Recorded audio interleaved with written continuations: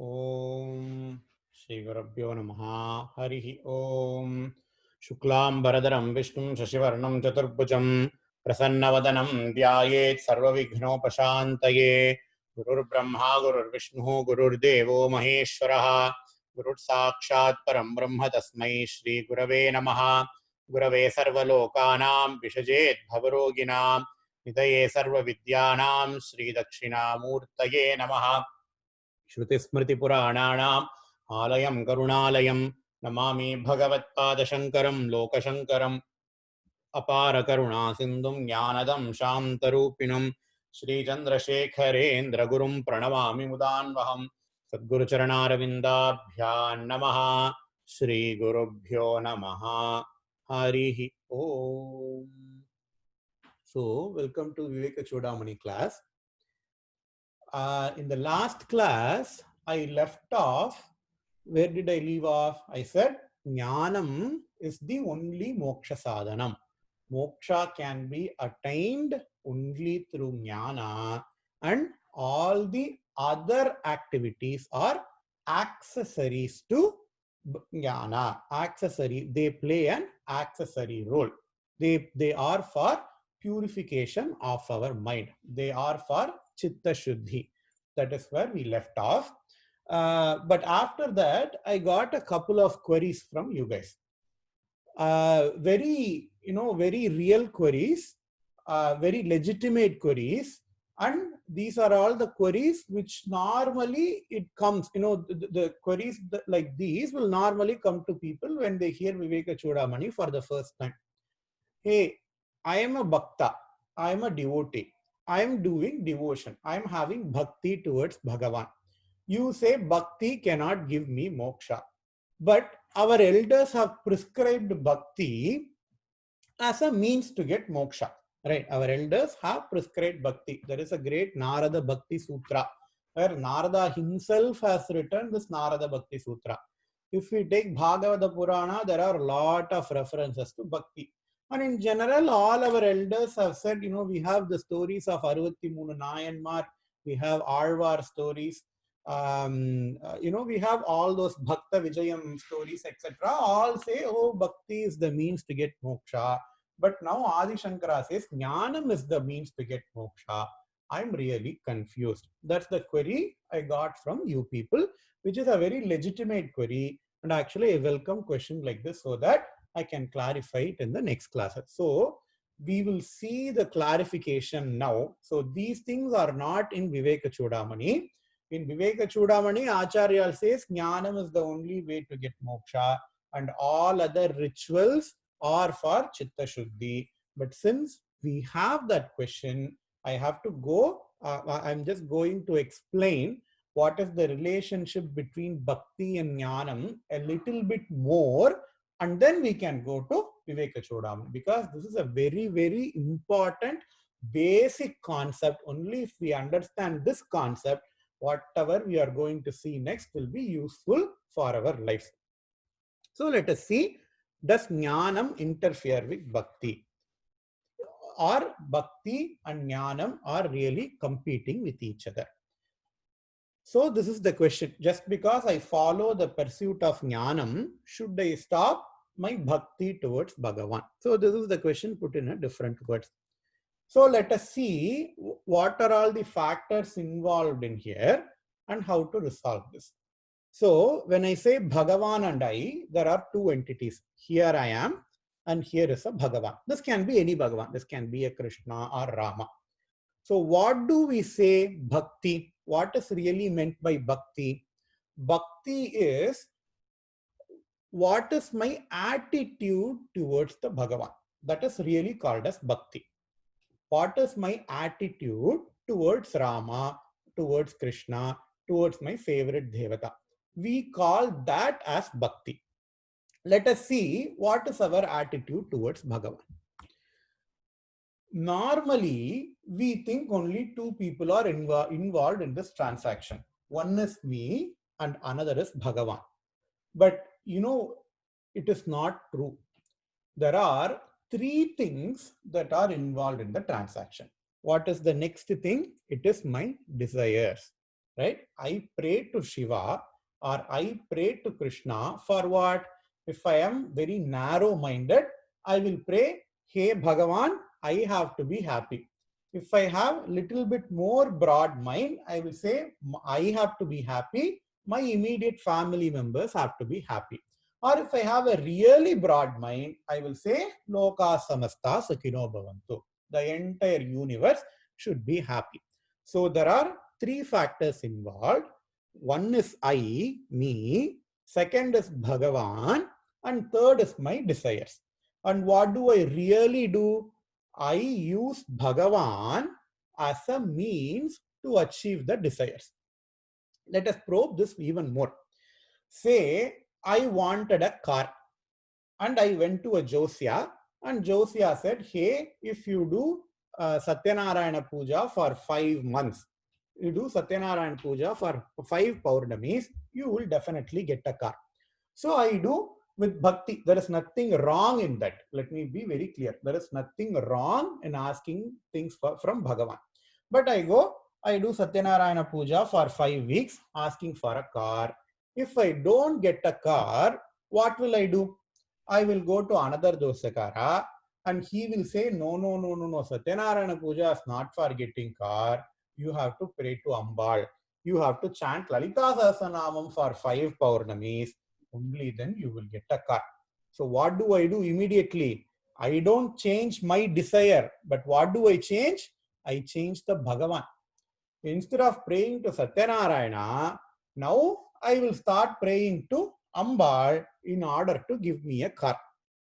So who really takes the important position here? My desire is my end goal, and I use Bhagavan as a means to achieve that end goal. This is what we all do, including myself.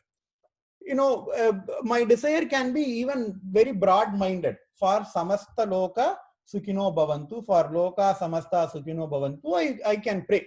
But again, I'm using Bhagavan as a means to achieve some other end goal, right? So what does that mean? It means that what do I like most, the goal or the means? I like my goals better. I like my goals most than the means, right?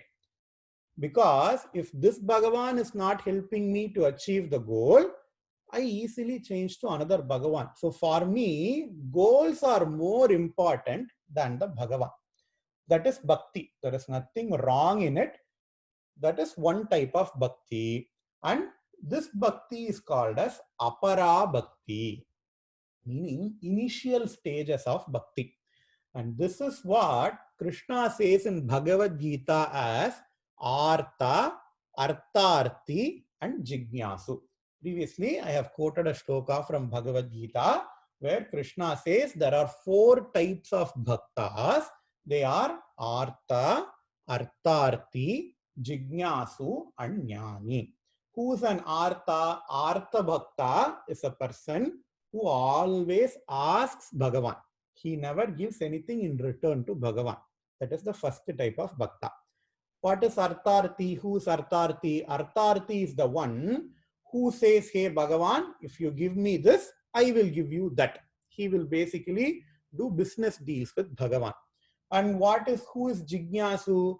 Jignasu doesn't want anything from Bhagavan, but he is still a learner. He wants jnanam from Bhagavan. He is better than Artha and Artharthi, but he still wants Jnanam from Bhagavan. So there are these 3 people, and these 3 are initial stages of bhakti, and there is nothing wrong in having this type of bhakti. Krishna says in Bhagavad Gita, whatever form that bhakta wants to pray to me, whatever yo yam yam tanum yanti, says Krishna in Bhagavad Gita. In whatever way a bhakta wants to approach me, I can be approached, Arjuna. Please don't worry about that, says Krishna. So there is nothing wrong in having apara bhakti. In fact, this is how bhakti starts. These are all stepping stones. So one has to be a artha, then he will proceed to artharthi, then they will proceed to jignasu. But we should not stop with Jignasu, because there is another type of bhakti called as para bhakti, which is the highest stage of bhakti, wherein I use Bhagavan not only as a means, but I use Bhagavan as an end goal as well. Now, previously, I used Bhagavan as a means to achieve some other end goal. But a jnani, parabhakti, the highest stage of bhakti is, I use Bhagavan to attain Bhagavan. I don't want anything from Bhagavan. Not even loka samasta sukhino bhavantu. I love Bhagavan for the sake of Bhagavan. I don't love Bhagavan for what he does, but I love Bhagavan for what he is.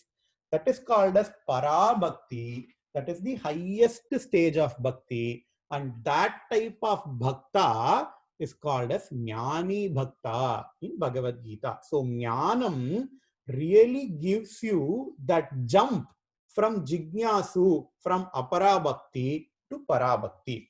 In parabhakti, we really express our love for Bhagavan for the sake of Bhagavan. In Narada Bhakti Sutra, Narada defines bhakti as paraprema swarupa. Prema means love. Paraprema means highest form of love. What is bhakti? If you ask to Narada, he says the highest form of love is called as bhakti. And highest form of love comes in apara bhakti or para bhakti. In apara bhakti, in initial stages, I love Bhagavan expecting something in return. But only in para bhakti, I love Bhagavan without expecting anything in return. So para bhakti is the highest form of bhakti because it is the highest form of love. So normal misconception is that jnanam competes with bhakti.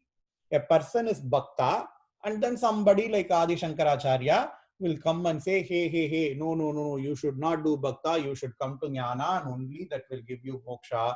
So as if Adi Shankara is stealing from the bhakta account to a jnani account. That's what normal misconception is. But we have ample evidences that says no. Jnanam does not compete with bhakti, but jnanam completes bhakti. Jnanam is the one which completes your bhakti, because we were in the lowest form. I don't want to say lowest form. We were in the initial stages of bhakti, artha, artharthi, and jignasu. But only when you get jnanam, you will start loving Bhagavan for the sake of Bhagavan, not expecting anything in return. Right? We hear the stories of Nayanmars. We have this Thiruvilayadal Puranam where stories of 63 devotees of Shiva has been talked about. Or we have, Bhakta Vijayam, in Maharashtra. If we go and see in each story, they never use Bhagavan as a means to attain something else. They loved Bhagavan for the sake of Bhagavan. They were all jnanis, but they were not projected as jnanis. They were projected as bhaktas, because jnani is a bhakta. Jnani is essentially a bhakta. And that is why right from Adi Shankaracharya to Tyagaraja. Adi Shankaracharya was a great jnani. He wrote Upanishad Bhashyam, he wrote Brahma Sutra Bhashyam, he wrote Bhagavad Gita Bhashyam. He goes left, right, center into jnanam, everything. But he also composed hymns like Saundarya Lahari and Shivananda Lahari, which are the epitome of bhakti. Still we recite all the compositions of Adi Shankaracharya, Shatpadi Stotram, etc. At the same time, because he is a jnani, he can also compose bhakti granthas. Let us take Sadashiva Brahmendra as another example. The same Sadashiva Brahmendra who wrote songs like Pibare Ramarasam. He is telling to another person, hey, please drink the nectar of Ramanama. He can write that Also, he wrote epitomes of jnana. There are several songs of Sadashiva Brahmendra, like Purna Bodhoham, etc., where he goes left, right, center into jnana. Only because he is a jnani, he is able to compose both jnana pradana and both bhakti pradana granthas. Let us take Tyagaraja for example. We all know Tyagaraja is a great bhakta. He does everything for Rama. But he also wrote several jnana pradana songs. You know what happens in life of Tyagaraja? Because I'm telling Tyagaraja because Tyagaraja lived, very near as compared to Adi Shankaracharya or Sadashiva Brahmendra. Tyagaraja is in a recent past. The king, he said he will come. The Tyagaraja was, very poor Brahmana. King said he will give him a lot of money, and all the king wanted was just, couple of songs composed in praise of the king. But Tyagaraja said, no, I only want Rama. I don't want to use Rama to make money. Means what? I don't want to use Rama. I don't want to use Rama as a means to make money, but Rama himself is my end goal. He is a great jnani. He even took sannyasa. That is why all the jnanis can be both jnanis and bhaktas simultaneously. So we really don't want to, entertain any second thoughts whether jnanam and bhakti are opposite to each other, but we have to be clarified. We have to convince ourselves that jnanam completes bhakti. So if I want to be a highest bhakta, I have to be a jnani. So having said that, we will now go to Viveka Chudamani. In the last class, we saw Chittasya Shuddhaye Karma Natu Vastu Palabdhaye Vastu Siddhir Vicharena Nakinchit Karma Kotibhihi. So when Adi Shankara said Jnana is the way to get moksha, then the Purva Paksha, the person who asks question, will ask, hey Adi Shankaracharya, hey Acharya, you are saying Jnana is the only way to get moksha, but Vedas themselves prescribes other karmas. So why are you negating the Vedas? Ask the student, and Acharya's reply is that, hey, I never said you should never do karma. In fact, karmas are really helpful for what? For Chitta Shuddhi. In order to purify one's mind, karmas are a must. You have to do karmas, you have to do pujas in order to purify your mind. So with this, we finished in the last class. The next question people ask is, why are you so, sticking to jnanam? Why can't you just accept, there are multiple ways for getting moksha? Why can't you just accept it? For that, Adi Shankaracharya's reply is, whenever you want to solve a problem, you have to know the root cause of the problem. In Tirukkural, Thiruvalluvar says, Noi nadi, noi mudal nadi. If you want to treat a disease, you need to see what causes the disease. Only if you know the cause of the disease, a disease can be completely cured, says Thiruvalluvar in Tirukkural. The same thing Acharya says. If I want to get rid of samsara, what is moksha? Moksha is getting rid of samsara. So what is the cause of samsara? You ask. Veda says the cause of samsara is ignorance. Ignorance is the only cause for samsara. What is ignorance? Absence of knowledge is ignorance, right? So if absence of knowledge is the cause for samsara, then what should be the remedy for samsara? Presence of knowledge, meaning jnanam. Then jnanam has to be the remedy. Jnanam has to be the solution for samsara. And solution for samsara is called as, in other words, it is called as moksha. That is why I say jnanam is the only way to get moksha. So let us read the shloka. Here Acharya is giving a very good example. This example comes often in all the Vedantic Granthas. Samyag vicharata siddha rajju tattvavadharana Bhranto dita maha sarpa bhaya dukha vinashini. Say you are in India and there is a power cut. Everything is so dark. All you have is, a small lamp with you, and you are walking towards the the door of your house.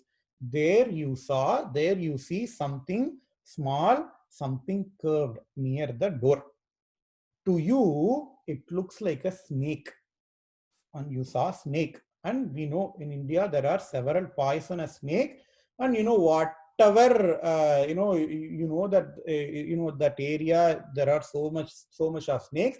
And then what do? There is a power cut. You don't know what to do, and the snake even appears to be moving. It is not even a dead snake. It appears to be moving. So you are really having a panic attack. But when the power comes, you saw that that is not a snake, but that is just a rope. Somebody has put a rope near, your door. And because the rope is also curved, and because there was like winds, the rope actually moved because of the wind, and you saw that that is a snake. Now the question is, what is the solution for the fear of snake? You saw snake in the rope, right? What is the solution for that fear? The solution for that fear only comes from the rope jnanam. Previously, you misidentified that rope as a snake, and that caused you a fear. And the solution for that fear is the proper identification of the rope as a rope and not rope as a snake, right?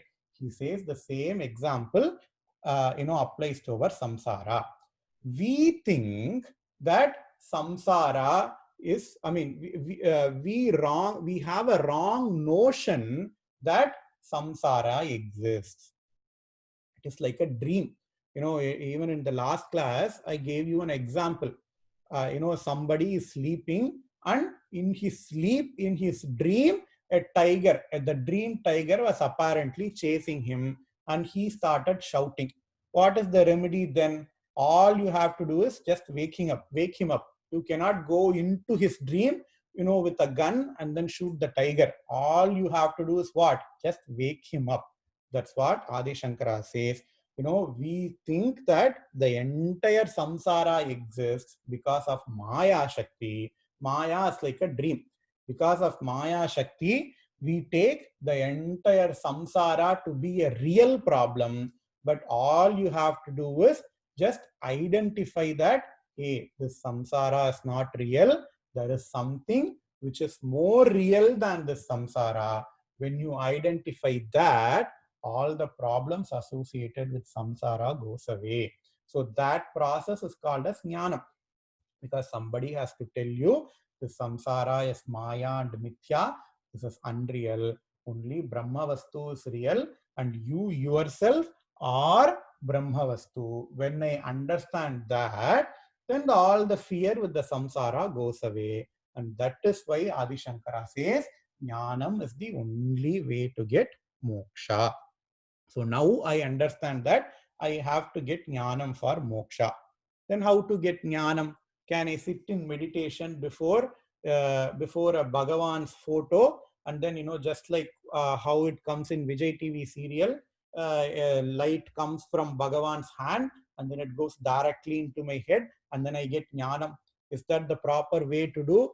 Adi Shankara says no, nothing doing, because it is a jnanam. Jnanam is basically teaching, right? Because it is a teaching process, it is going to involve two physical entity, a teacher and a student.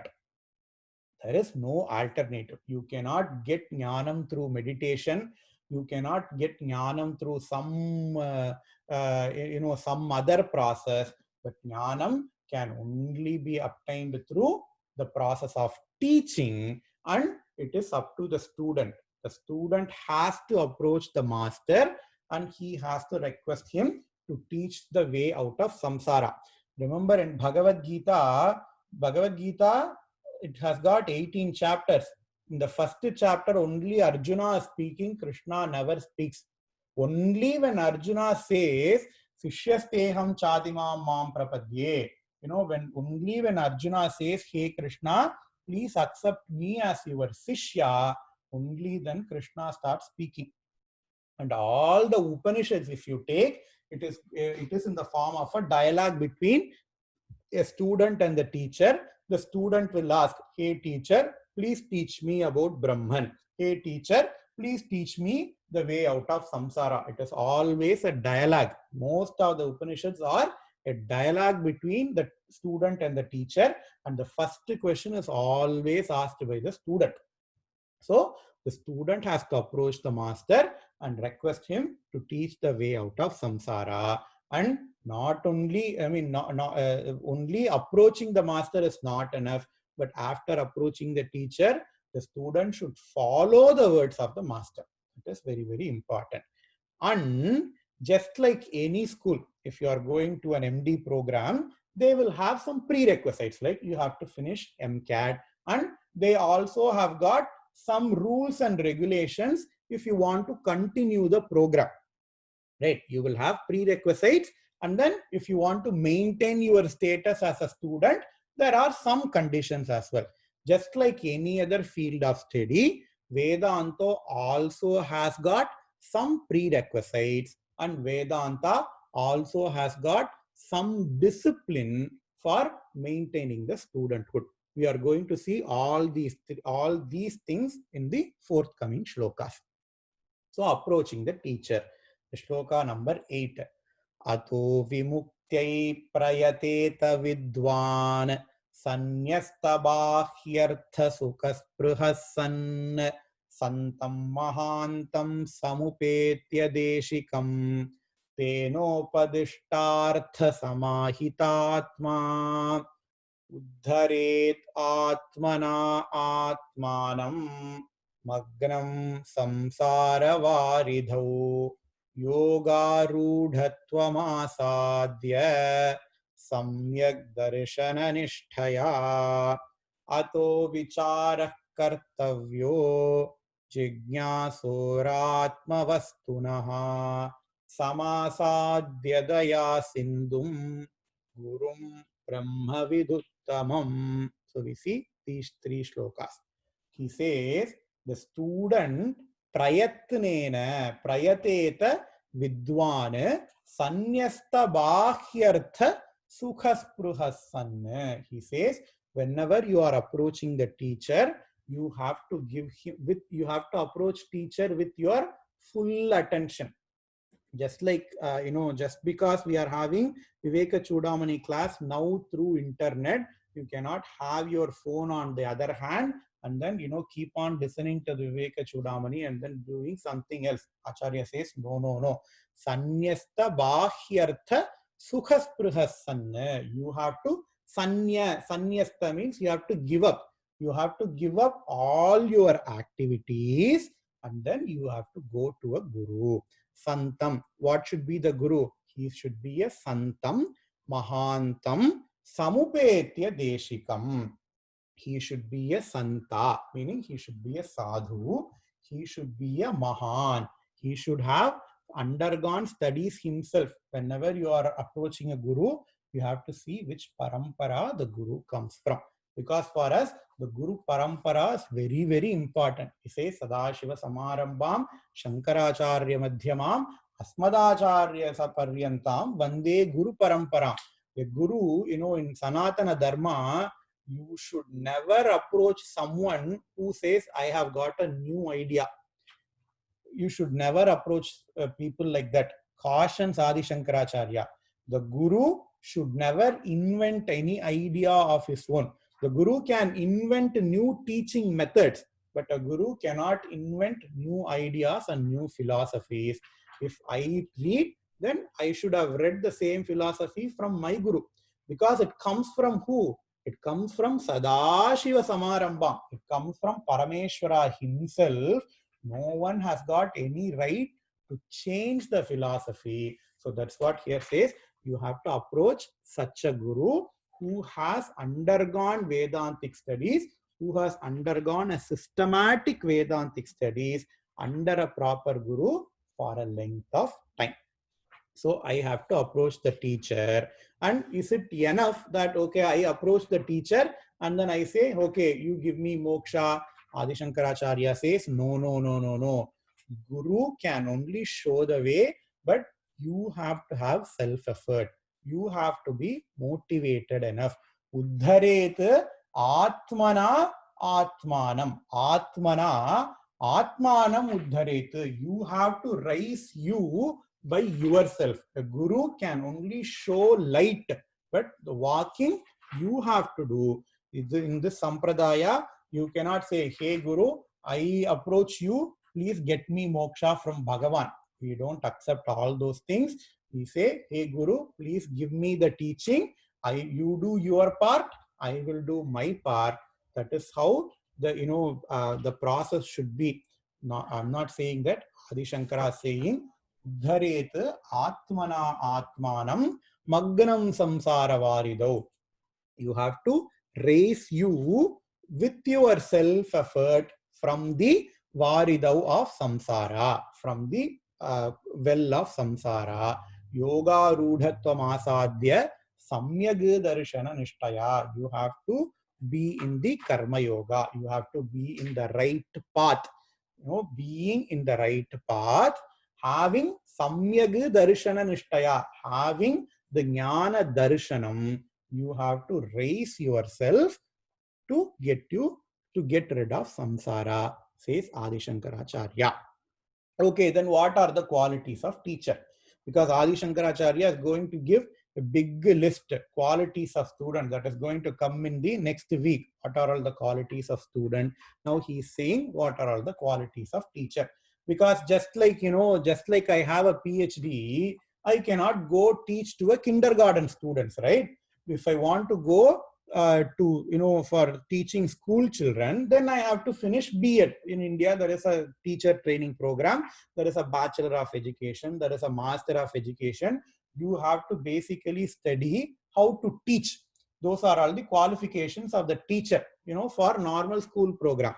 Just like that, even in Vedanta, the teacher also has got qualifications. Ato vichara kartavyaha jigyasur vastunaha sam asadhya dayasindam gurum brahma viduttamam. The first keyword is brahma viduttamam. The guru has to be a jivan mukta. Only when the guru knows what he is talking about, only then a guru can teach to others. Otherwise it is like andhe naiva. It is like a blind man leading other blind men. How is it possible? If I have to lead other blind men, then I have to have vision, right? The same way, the guru has to be a jivan mukta. The guru has to be a jnani himself. That is the first qualification. Brahma viduttamam. And that jnanam, he cannot invent that jnana. It has to come from his guru. So the guru parampara is always important. And that is not the only thing that is important. Another thing is the guru has to have karuna. The guru has to be a daya sindhum. Ambal, we say avyaja karuna murtihi ajnana dvanta deepika. Avyaja karuna murtihi. The embodiment of compassion for what? Ajnana dvanta deepika. Because she is lighting a lamp to dispel the ignorance. Ajnana dvantam. Ignorance is like a darkness. And Ambal is what? Ajnana dvanta deepika.